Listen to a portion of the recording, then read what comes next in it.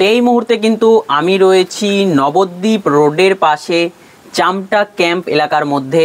তো এখানে কিন্তু একজন রয়েছেন রিটেলার আমার, যার কাছে এসছি কিন্তু ওনার ফিজিক্যাল ভেরিফিকেশন করতে ইজিপের। উনি আজকে কিন্তু আমাদের ইজিপের নতুন রিটেলার আইডি নিয়েছেন এবং ফিজিক্যাল ভেরিফিকেশনও হয়ে গেছে। তো এই মুহূর্তে ওনার কাছ থেকে আমরা শুনে নেব যে উনি এই ব্যবসাতে কিভাবে এলেন, পাশাপাশি এই মুহূর্তে দাঁড়িয়ে ওনার ব্যবসা কেমন চলছে, এছাড়াও কিন্তু উনি এইখানে দাঁড়িয়ে আজকের ডেটে কি কি কাজ করছেন। তো দেখতেই পাচ্ছেন এই মুহূর্তে ওনার দোকানের ঠিক লোকেশনটা কোন জায়গাতে দেখতেই পাচ্ছেন। এই যে রাস্তাটা দেখতে পাচ্ছেন এটা কিন্তু একদম নবদ্বীপ রোড, তার থেকে কিন্তু কিছুটা ভেতরে রয়েছে, অর্থাৎ নবদ্বীপের যে ঘাট রোড বলে সেই নবদ্বীপ ঘাটের রোডের কিন্তু পাশেই চামটা ক্যাম্প এবং তার মধ্যেই কিন্তু উনি বসে কাজ করছেন। তো নমস্কার আপনাকে। হ্যাঁ নমস্কার। আপনার নাম এবং আপনার এক্স্যাক্টলি লোকেশনটা কি রয়েছে আপনি যদি জানান। আমার নাম হারাধন মণ্ডল, exact location চামটা camp, Krishnanagar Nadia. 3 নম্বর হচ্ছে 741101। আচ্ছা, আপনি এই ব্যবসার মধ্যে কিভাবে এলেন, মানে এই সাইবার ক্যাফের লাইনে? সাইবার ক্যাফের লাইনে আমি আসলাম বিভিন্ন ভিডিও দেখে, এবং কিছু কিছু লোকের টাকা তুলতে এখান থেকে 2 কিলোমিটার দূরে ব্যাংক, আর কৃষ্ণনগর যেতে গেলে 5 কিলোমিটার দূরে। এবার সেই সব পরিষেবা দেওয়ার জন্য আমি এখানে একটা করলাম। তা কতদিন হলো এই দোকানটার বয়স? মোটামুটি দোকানটার বয়স 1 বছরের মতন হবে অনলাইন পজিশনে। আচ্ছা, এছাড়া মাইকের বিজনেস আমার আছে 15 বছর 20 বছরের পুরনো। মানে মাইকের বিজনেস করেন। এর আগে এখানে কি কাজ হতো এই দোকানে? এর আগে মুদিখানা দোকান ছিল, আচ্ছা, কিন্তু বিভিন্ন কারণের জন্য বন্ধ করে দিয়েছি। আচ্ছা, মুদিখানা দোকান বলতে আমরা যেরকম সমস্ত সামগ্রী পাই সমস্তগুলোই পাওয়া যেত, তাই তো? মানে সেটাকে বন্ধ করে আপনি এই মুহূর্তে শুধু এখানে সাইবার ক্যাফে করেছেন। এখানে দাঁড়িয়ে আপনি কি কি কাজ করছেন এই মুহূর্তে? এখন আপাতত অনলাইনে সমস্ত কাজ হয়, Aadhaar card, voter card, PAN card, আচ্ছা, এবং টাকা তোলা, টাকা জমা দেওয়া, বিভিন্ন রকম কাজ অনলাইনে যাবতীয় পরিষেবা। না, আমরা এই ব্যবসার ক্ষেত্রে আমরা বিভিন্ন জায়গাতে যাই, দেখি এই ব্যবসার ক্ষেত্রে কি হয়, যারা ইয়ং জেনারেশন রয়েছে বেশিরভাগ কিন্তু তারাই এই ব্যবসাটা ওপেন করে। তো সেক্ষেত্রে আপনার তাও বয়স এই মুহূর্তে কত রয়েছে? বয়স এই মুহূর্তে 52। তাহলে 52 বছর বয়সে কিন্তু উনি এই ব্যবসাটা ওপেন করেছে। আমরা কিন্তু সাধারণত দেখতে পাই না, যারা মোটামুটি 25 বছরের ওপরে বা 20 থেকে 25 বছরের মধ্যে রয়েছে তারা কিন্তু এই ব্যবসার প্রতি আসে। তা আপনার আসার ঝোঁকটা বাড়লো শুধু ভিডিও দেখে নাকি অন্য কারণে? না, শুধু ভিডিও দেখেও ঠিক না, আমি অনলাইনের কাজটা অনেকদিন যাবত করি, প্রায় 10 বছরের উপরে। আচ্ছা, মানে কি করতেন তখন? অনলাইনে বিভিন্ন রকম কাজ করতাম, ডিটিপি থেকে শুরু করে যাবতীয় সব কাজ করতাম। আচ্ছা, জেরক্সের ব্যবসায় আমি তাও প্রায় 20 বছরের উপরে আছি। আচ্ছা, এবারে দোকান করে বসেছিলেন? হ্যাঁ, দোকানে আমার মুদিখানার পাশেই দোকান করা ছিল। আচ্ছা, এইবার এই কাজটা সম্পূর্ণ করার পরে আমার এখন একটা ঝোঁক এসছে যে যদি মানি ট্রান্সফারের ক্ষেত্রেও বা ব্যাংকিং পরিষেবাটা দিতে পারি, তাহলে আমার এর সঙ্গে সামান্য একটু আয় বাড়াই হোক এবং পাবলিকের পরিষেবাটা আমি বাড়াতে পারবো। আচ্ছা, আচ্ছা। আর এখানে আপনি যে আদার্স আরও বিজনেস করেন, আর কি কি কাজ মোটামুটি আপনার জানা আছে? আমি ট্যাটু কাজ করি। ট্যাটু মানে আমাদের দেহে যে ট্যাটুগুলো করা হয়, ট্যাটু কাজ করি। আচ্ছা, এবং মাইকের বিজনেসটাই মেন বিজনেস। আচ্ছা, না আমি এখানে ব্যানার দেখছিলাম, তো ব্যানারের মধ্যে কিন্তু আমি দেখতে পাচ্ছিলাম এখানে লেখা রয়েছে টোটো গাড়ির চার্জার, কন্ট্রোলার মেরামত, মানে টোটো গাড়িরও কাজ? টোটো গাড়ির বলতে অনলি চার্জার করি, আর টোটো গাড়ির যে ওয়ারিংটা আছে ওয়ারিংটা করি, মেকানিক্যাল ফাংশন আমি করি না। আচ্ছা, আচ্ছা, কন্ট্রোলারটা রিপেয়ারিং করি, চার্জারটা আমি তৈরি করি নিজে। আচ্ছা, এবং এছাড়া মাইক মেশিনের যে অ্যাম্পলিফায়ারগুলো, ওই অ্যাম্পলিফায়ার কাজ করি, আদার্স ইলেকট্রনিক্স আমি এখন করি না। মানে মাইকেরও ব্যবসাতেও আপনি মেকানিক্যালের কাজ? যত রকম মেশিনারি আছে মাইকের ব্যবসায় সমস্ত জিনিস আমার কাছে রিপেয়ার। মানে আপনি অনেক কিছুই জানেন এক কথাতে, তাই না? অনেক কিছু জানি বললে এটা ভুল হয়ে যাবে, পৃথিবীতে জানার শেষ নেই। না, সেই ক্ষেত্রে না, আপনি এই যে 52 বছর দাঁড়িয়ে মোটামুটি অনেক রকমের ব্যবসার আপনার সম্পর্কে অভিজ্ঞতা কথা বলেছি। না, সেক্ষেত্রে বিশেষ করে ইলেকট্রনিক্স ক্ষেত্রে এখন একটু বাজার ডাউন আছে। কারণ কি, আগে যেমন মাল লোকে রিপেয়ার করতে, এখন কিন্তু রিপেয়ার করে না, ম্যাক্সিমাম ইউজ অ্যান্ড থ্রো মালগুলো আসছে, যার জন্য কিন্তু রিপেয়ারিং খুব কম। আচ্ছা, যার দরুনই অ্যাম্পলিফায়ারটাকেই আমি শুধু রেখেছি। আর এছাড়া এটা ব্যাংকিং পরিষেবার জন্য মেন আমি টার্গেট নিয়েছি। আর আপনি বললেন যে মাইকের ব্যবসা করছেন, তা এই মাইকের ব্যবসা এই মুহূর্তে দাঁড়িয়ে কেমন চলছে? মাইকের ব্যবসা ভালো, কিন্তু আগে যেখানে আপনার অল্প পুঁজির উপর মাইকের ব্যবসাটা হতো, কিন্তু এখন সেটা হয় না। এখন সব যে টাইপের JBL বক্স বা যে কোনো একটা শব্দ দূষণের মধ্যেও পড়ে, যার জন্য ওই দিকটা আমি এখন কমিয়ে দিয়েছি, ছোটোখাটো অনুষ্ঠানের মাইক ভাড়াটা দিই। আচ্ছা, এই মুহূর্তে ছোটোখাটো করছেন। আর এমনি মাইকের ব্যবসা দিলে আপনার প্রফিট ওখানে কিরকম থাকে? মাইকের ব্যবসায় তো ইনভেস্টমেন্ট বাদে পুরোটাই প্রফিট।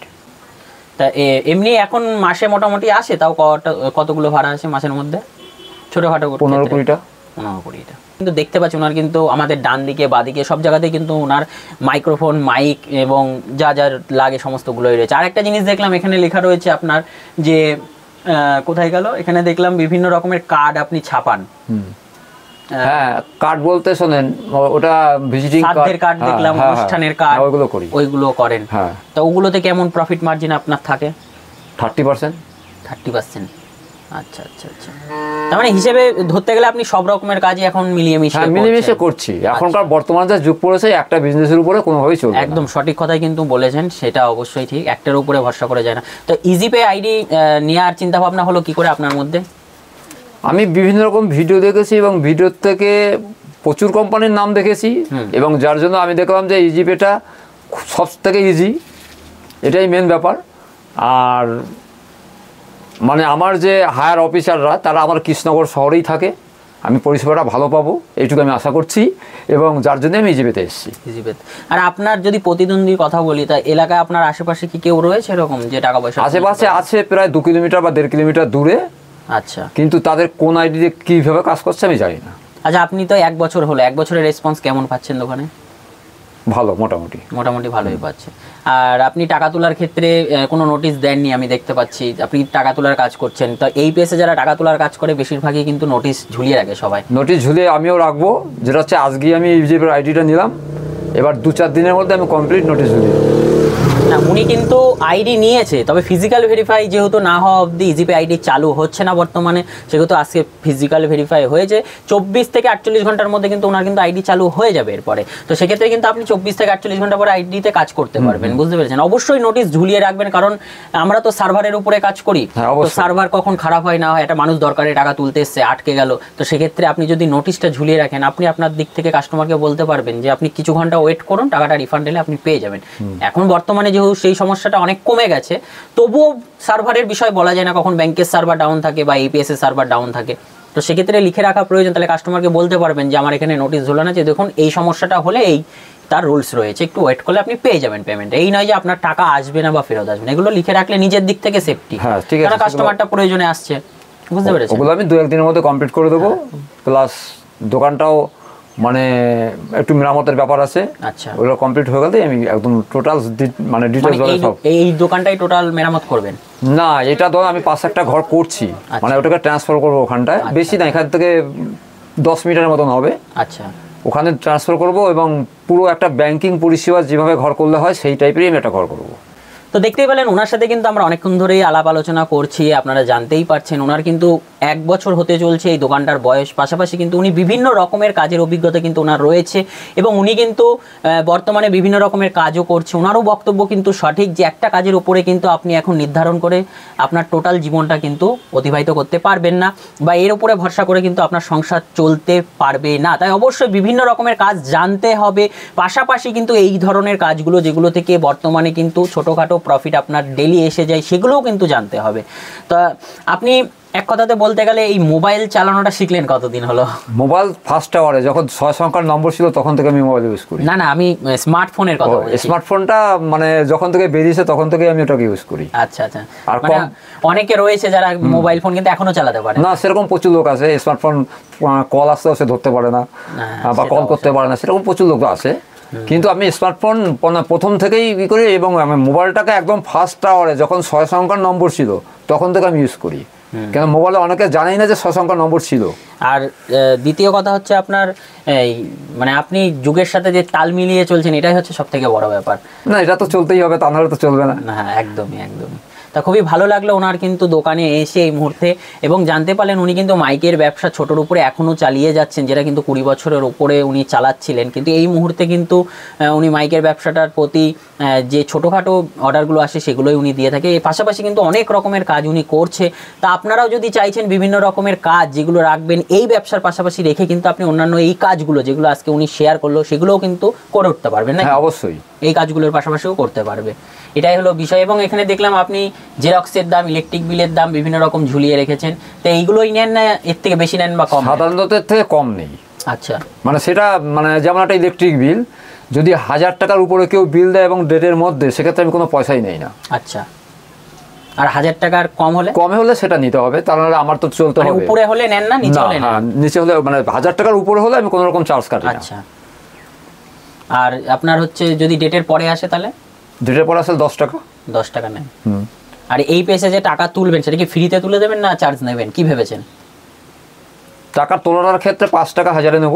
আচ্ছা, এবার জমা দেওয়ার ক্ষেত্রে সেটা কোনো ডিসিশন নেয়নি, হয়তো ফ্রিতেও করে দিতে পারি। ওটা জমা দেওয়ার ক্ষেত্রে মানে ট্রান্সফার করবেন, ট্রান্সফারে কিন্তু আপনার কোনো কমিশন থাকবে না। ট্রান্সফারে তো অবশ্যই নিতে হবে, ওটা না নিলে তো চলবে না। ওখানে কিন্তু পেমেন্ট নিতেই হবে, নাহলে কিন্তু আরো লাভ থাকবে না। মানে এই পেসে আপনি 10 টাকা অবধি 11 টাকা অবধি হাইস্ট কমিশন পাচ্ছেন, কিন্তু মানি ট্রান্সফারের ক্ষেত্রে কিন্তু সেটা পাবেন না, উল্টে কিন্তু চার্জ কাটে আবার মানি ট্রান্সফারে। যদি আপনি কোনো এই পেস দিয়ে করেন 2% বা 1% মানে সঠিক নিয়মে যদি করেন, এটাই হলো বিষয়। আর যারা পার্সোনাল ভাবে ফোন পে গুগল পে দিয়ে করে সেটা না, অবশ্যই আমি ফোন পে গুগল পে কোনো পেমেন্ট করি না। সেগুলো পার্সোনাল ইউজে ছোটখাটোর জন্য ঠিক আছে, কিন্তু আপনি যখন ব্যবসা করবেন সেটা তো একটা অ্যামাউন্ট ইউজ হবে না। আমি একমাত্র আমার মানে প্রোডাক্টসের উপরে বা আমার কাজের উপরে যদি কোনো পেমেন্টটা করে ফোন পে গুগল পেতে, সেইটাই নেই, কিন্তু আমি কাউকে দেই না। আচ্ছা আচ্ছা আচ্ছা, এটাই হলো বিষয়। এখন যেহেতু রাস্তার ধারে দোকান, সাবধানে কাজ করবেন। বিভিন্ন রকমের কাস্টমার কিন্তু আসবে আপনার দোকানে, হয়তো কোনো খারাপ উদ্দেশ্যেও মানুষ আসতে পারে, ভালো উদ্দেশ্যে তো বেশি মানুষ আসবে, এটাই স্বাভাবিক। তো সেগুলোকে মেনে চলে সঠিক নিয়মে আপনি কাজ করবেন, তাহলে কিন্তু কোনো সমস্যা দেখতে পাবেন না। আর আপনার এই মুহূর্তে দাঁড়িয়ে এই এলাকায় সার্ভিস বলতে মানে মোটামুটি এলাকাবাসী আপনার সার্ভিসের জন্য? আপাতত এলাকাবাসী না, পার্শ্ববর্তী যে পাড়াটা আছে ওই পাড়াটাও আমার সঙ্গে আসবে, তার কারণ কি ওই পাড়ার তো কোনো রকম ব্যবস্থা নেই, আর আমাদের যে নিজস্ব পাড়াটা সেটা তো আছেই। আচ্ছা আচ্ছা, ঠিক আছে, আবার আসবো অবশ্যই এদিকে এলে। তো বলুন আপনার কেমন লাগছে? আমার ভালো লাগছে। আর এমনি এই মুহূর্তে দাঁড়িয়ে যদি ডেইলি প্রফিটের কথা বলি, তাও ডেইলি প্রফিট এখান থেকে কত আসছে? 100-200 কত আসছে? 200-300 টাকা প্রতিদিন চলে আসে আমার বিভিন্ন রকম সার্ভিস থেকে। আচ্ছা, এটা কোনো ব্যাপার না। এবার কোনো দিন আরও বেশি 1000-1200-1500 হয়ে যায়। এবার গড় অ্যাভারেজ মান্থলি আপনার 1500-2000 টাকা চলে আসে। তাহলে বুঝতেই পারলেন উনি কিন্তু এই ছোট্ট একটা টিনের চালা থেকে কিন্তু মাসে কিন্তু 15 থেকে 20 হাজার টাকা ইনকাম করতে পারছে এই মুহূর্তে। সব ধরনের মিলিয়ে, কিন্তু একটার উপরে নয়, অবশ্যই সব ধরনের মিলিয়ে কিন্তু উনি করতে পারছে। আশা রাখছি কিন্তু উনি এই পেজটা নেওয়ার পরে কিন্তু ওনার ব্যবসাটা আরো কিছুটা বেড়ে যাবে। বুঝতে পেরেছেন? আরো কাস্টমার বাড়লে আপনার কাস্টমার আসবে, জানতে পারবে এই সার্ভিসগুলো, সেক্ষেত্রে কিন্তু আপনার ইনকামটাও কিছুটা বাড়বে। এই হলো বিষয়। তো বন্ধুরা, আজকের জন্য এটুকুই। পরে দেখা হবে অন্য কোনো একটা নতুন ভিডিও নিয়ে। ততক্ষণ পর্যন্ত ভালো থাকবেন, সুস্থ থাকবেন, সাবধানে বুঝে কাজ করবেন।